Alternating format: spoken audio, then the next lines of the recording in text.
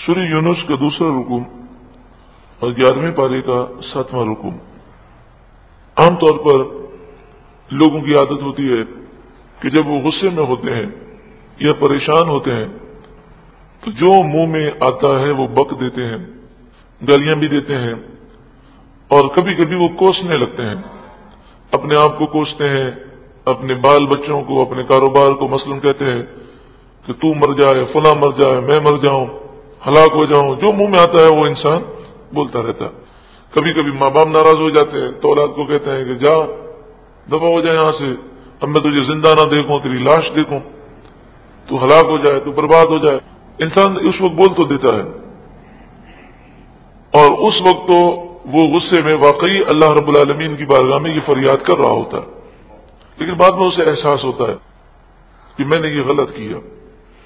تو اس آیت کریمہ میں جو سورہ یونس کی آیت نمبر 11 ہے، اس میں بتایا گیا کہ اللہ تعالیٰ تمہاری دعائیں جو خیر کے لیے ہوتی ہیں وہ تو جلدی قبول فرماتا ہے، لیکن جو ایسی تم بددعائیں دیتے ہو اللہ تعالیٰ قبول نہیں فرماتا۔ اگر وہ بددعائیں اللہ فوراً قبول کر لے تو تمہارا معاملہ ختم ہو جائے اور تم ہلاک ہو جاؤ۔ تو یہ رب کی رحمت ہے کہ تم مانگتے جو بھی ہو، لیکن رب دیتا ہے اپنی رحمت سے جو تمہارے حق میں بہتر ہوتا ہے۔ وَلَوْ يُعَجِّلُ اللَّهُ لِلنَّاسِ الشَّرَّ، اگر اللہ تعالی برائی کو ایسے ہی جلدی بھیجتا، استعجالہم بالخیر، جیسی لوگ بھلائی کے لیے جلدی کرتے ہیں۔ انسان جب بھلائی کی دعا کرتا ہے تو وہ چاہتا ہے جلدی قبول ہو جائے، اتنی جلدی اگر بددعائیں قبول ہو جاتی ہیں، لَقُضِيَ إِلَيْهِمْ أَجَلُهُمْ، تو ان کا وعدہ پورا ہو چکا ہوتا۔ بعض مفسرین نے فرمایا اس آیت کریمہ کا شان نزول یہ ہے کہ ایک کافر نے یہ کہا، اے اللہ اگر یہ قرآن حق ہے اور یہ رسول حق ہے تو ہم پر آسمان سے پتھروں کی بارش نازل فرما، ہمیں ہلاک کر دے۔ اس پر یہ آیت کریمہ نازل ہوئی کہ اللہ تعالیٰ انہیں مہلت دیتا ہے اور اس طرح کی باتیں اللہ قبول نہیں فرماتا، یہ اس کی رحمت ہے، اور یہ مہلت کافروں کو اس لیے ہے تاکہ وہ توبہ کریں۔ فَنَذَرُ الَّذِينَ لَا يَرْجُونَ لِقَاءَنَا، تو ہم ان لوگوں کو چھوڑ دیتے ہیں کہ جو ہم سے ملنے کی وہ امید نہیں رکھتے، چھوڑ دیتے ہیں یعنی ڈھیل دیتے ہیں، فی طغیانہم یعمہون، انہیں مہلت دیتے ہیں تاکہ وہ اپنی سرکشی میں بھٹکتے رہیں۔ وَإِذَا مَسَّ الْإِنسَانَ الضُّرُّ، اب انسان کی کیفیات کا ذکر ہے کہ انسان جو نیک اور صالح نہ ہو اس کی بڑی عجیب و غریب کیفیات ہے۔ وَإِذَا، اور جب مَسَّ الْإِنسَانَ الضُّرُّ، انسان پر جب تکلیف پہنچتی ہے، دعانا، تو ہم سے دعائیں مانگتا ہے، لِجَنبِهِ، لیٹے لیٹے، او قاعدا، یا بیٹھے بیٹھے، او قائما، یا کھڑے کھڑے، یعنی ہر وقت وہ یعنی تکلیف میں اللہ کو یاد کرتا ہے اور اللہ سے دعائیں مانگتا ہے۔ اب دعا کے لیے یہ تو ضروری نہیں کہ وہ انسان ہاتھ اٹھا کے دعا مانگے، چلتے پھرتے اس کے منہ سے دعائیں نکلتی رہتی ہیں، دل بھی دعا میں مشغول رہتا ہے۔ فَلَمَّا كَشَفْنَا عَنْهُ ضُرَّهُ، پھر جب ہم اس سے اس کی تکلیف کو دور کر دیتے ہیں، مرہ، گزر جاتا ہے، چل دیتا ہے۔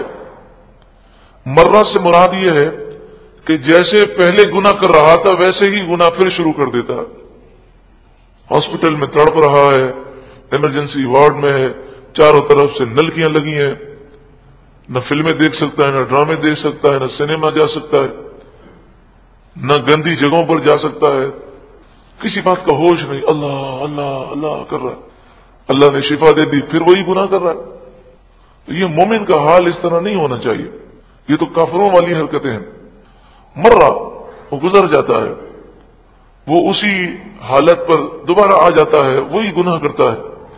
كَأَن لَّمْ يَدْعُنَا إِلَىٰ دُرٍّ مَسَّ، ایسا ہو جاتا ہے گویا کہ کسی مصیبت پہنچنے پر ہمیں کبھی پکارا ہی نہیں ہے، کبھی اسے ہماری ضرورت ہی نہیں پڑی، ایسا بن جاتا ہے، ایسا مغرور و متکبر ہو جاتا ہے کہ ہوا یہ ہے کہ وہ گناہ کو گناہ نہیں سمجھتا، اس لیے مصیبت کے بعد وہ دوبارہ گناہ کرتا ہے کیونکہ وہ گناہ کو گناہ ہی نہیں سمجھتا۔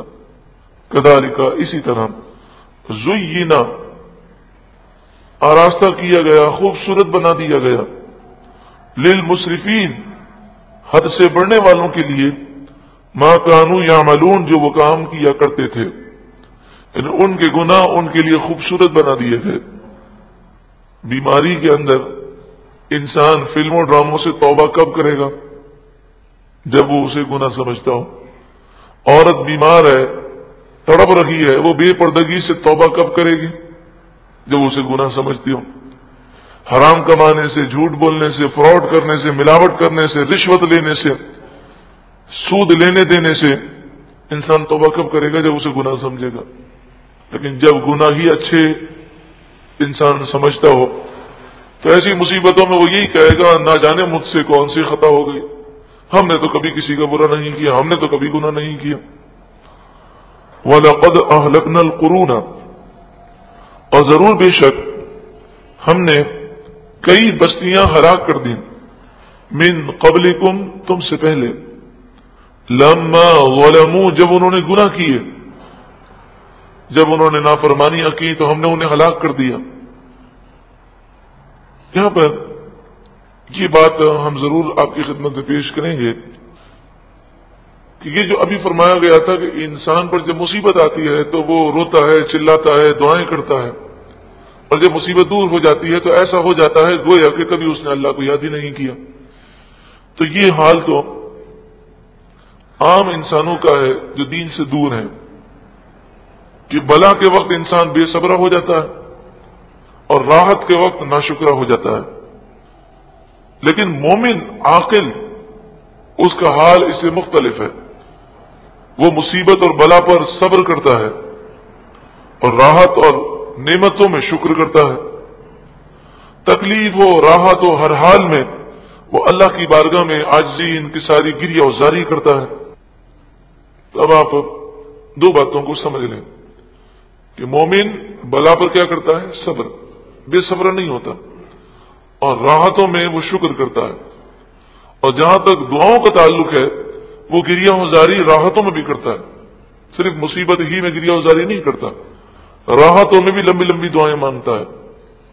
کیونکہ حدیث پاک میں ہے، جو شخص یہ چاہتا ہو، اور یہ حدیث ترمذی شریف میں ہے، جو شخص یہ چاہتا ہو کہ مصیبت میں اللہ اس کی دعائیں قبول کر لے، اسے چاہیے کہ راحتوں میں بھی لمبی لمبی دعائیں کیا کرے، اللہ سے خوب مانگا کرے۔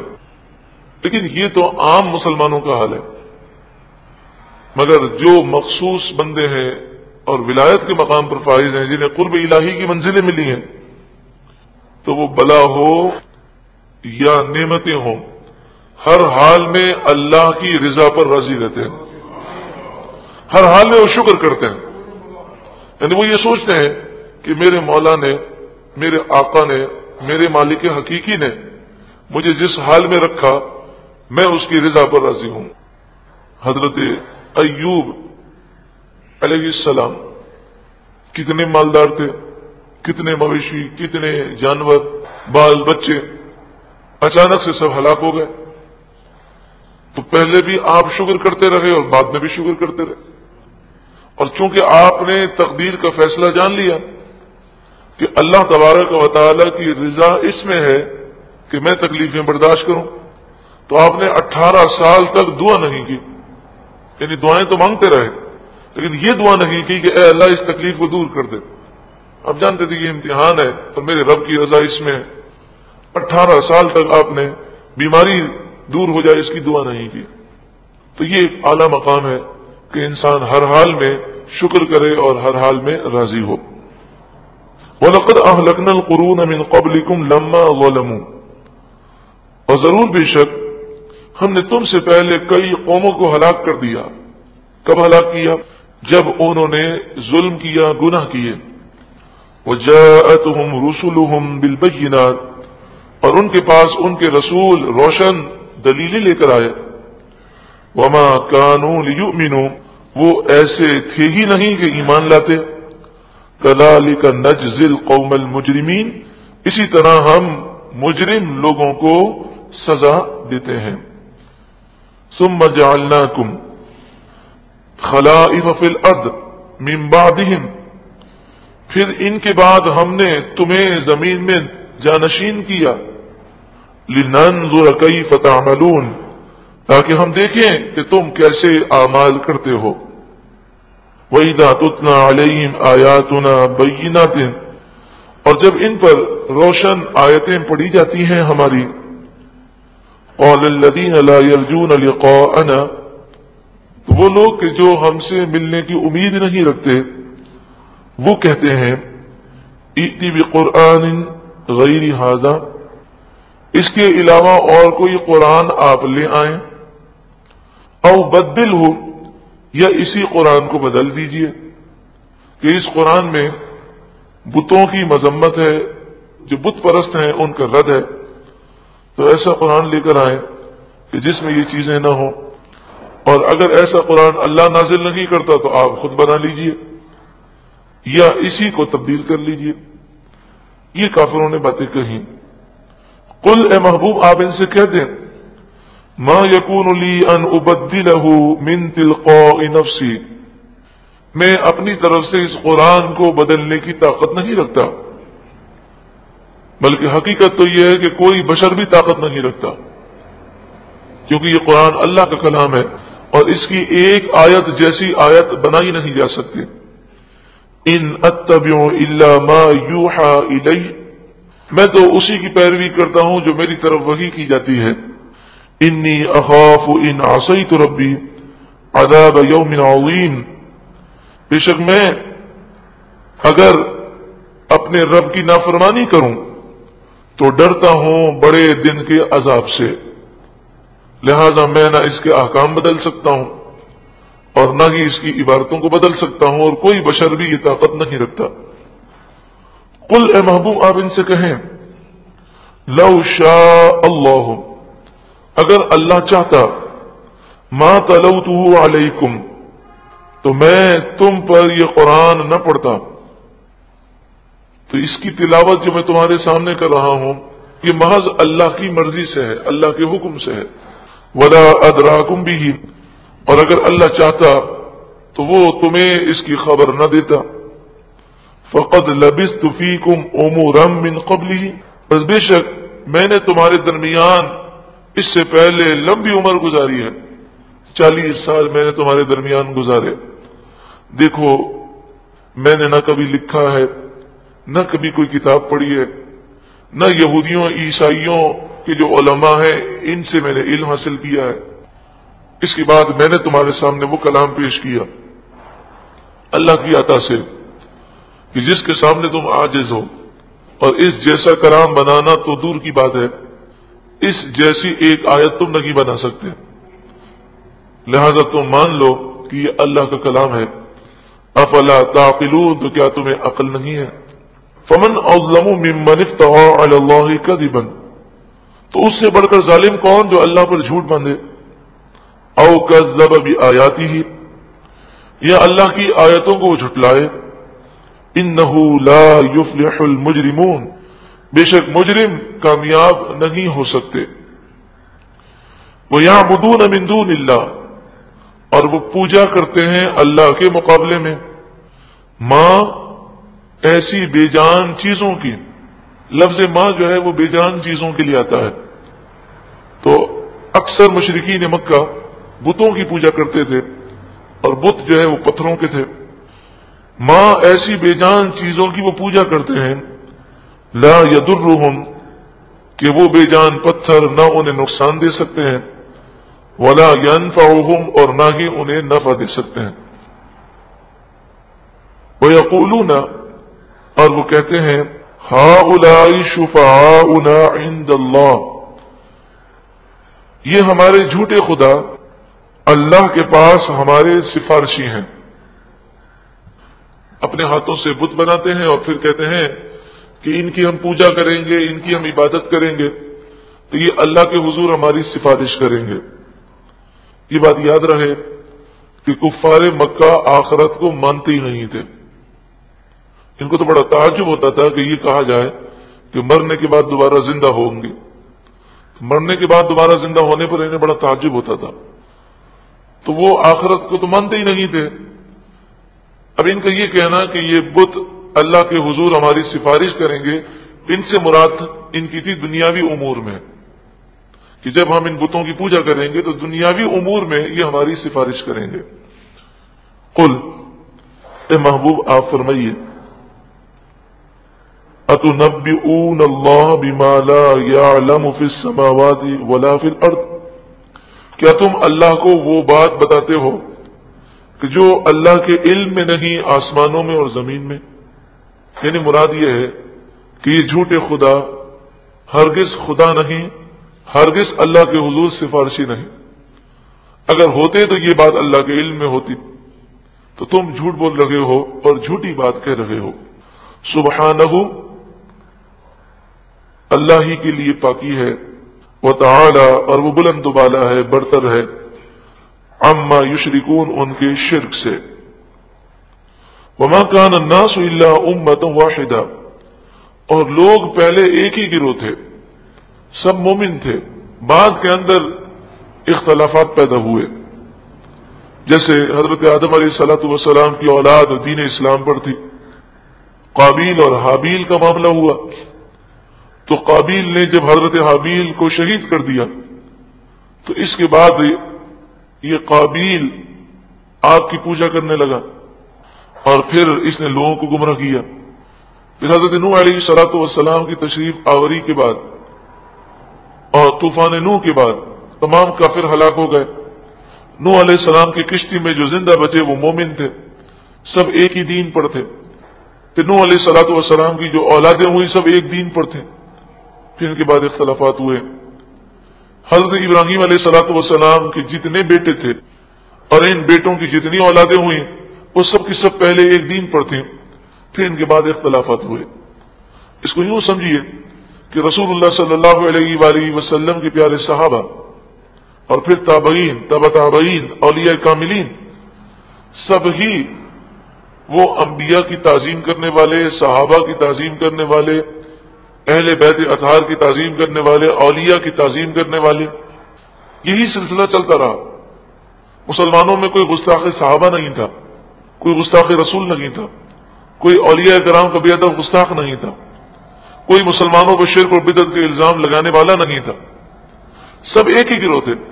پھر ان میں سے کچھ لوگ نکلتے گئے اور گمراہی کی راہ پر آتے رہے.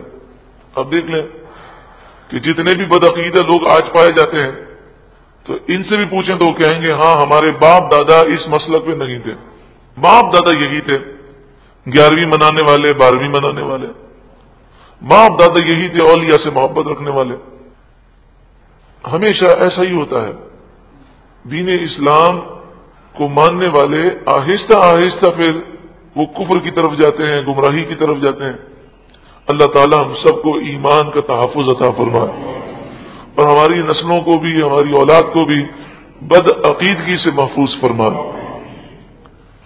وما کان الناس الا امۃ واحدہ، لوگ ایک ہی گروہ تھے. فاختلفوا، پھر لوگوں نے اختلاف کیا. ولولا کلمۃ سبقت من ربک، اور اگر تمہارے رب کی طرف سے پہلے ایک بات نہ ہو چکی ہوتی، یعنی اللہ تعالیٰ نے مہلت کا فیصلہ نہ فرمایا ہوتا اور یہ نہ فرمایا گیا ہوتا کہ اصل سزا تو آخرت میں ملے گی، دنیا میں تو مہلت دی جائے گی. اگر یہ بات نہ ہوتی لقضی بینہم فیما فیہ یختلفون، تو ان کے جتنے اختلافات ہیں ان میں یہی فیصلہ کر دیا جاتا اور یہی ان پر عذاب آ جاتا. وہ یقولون، اور وہ کافر کہتے ہیں، لولا انزل علی آیۃ من ربہ، اس نبی پر ان کے رب کی طرف سے کوئی نشانی کیوں نہیں اتاری گئی. یہ کافروں کا ایک انداز ہے کہ جب کسی کو کوئی بات نہیں ماننی ہوتی تو بڑی بڑی نشانیاں دیکھنے کے بعد بھی وہ نشانی مانگتا ہے اور تاثر یہ دیتا ہے کہ مجھے کوئی دلیل ہی نہیں دی گئی، مجھے کوئی دلیل ہی نہیں دی گئی۔ تو یہی حال کافروں کا تھا کہ قرآن اتنی بڑی نشانی، رسول اللہ کے معجزات، حضور خود سراپا معجزہ، اس کے باوجود وہ کہتے ہیں ہمیں کوئی نشانی کیوں نہ ملی۔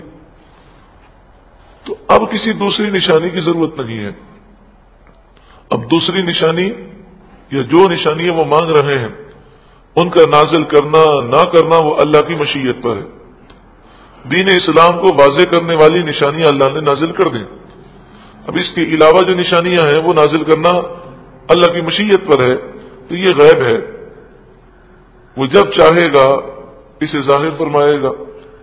فقل، تو آپ کہتے ہیں انما الغیب للہ، غیب تو اللہ ہی کے لیے ہے، فانتظروا، تم انتظار کرو، انی معکم من المنتظرین، بے شک میں بھی تمہارے ساتھ انتظار کرنے والا ہوں۔ یعنی اللہ کا غضب نازل ہوگا، اس کا تم بھی انتظار کرو، میں بھی انتظار کرتا ہوں، یا اگر اللہ تعالیٰ چاہے تو اس کے علاوہ کوئی نشانی تمہارے سامنے ظاہر کر دے۔ یہ سب کچھ کیوں فرمایا گیا؟ یہ لوگوں کو بتانے کے لیے کہ میں اللہ کا رسول ہوں، میں جو بھی نشانی ظاہر کرتا ہوں اللہ کے حکم سے ظاہر کرتا ہوں۔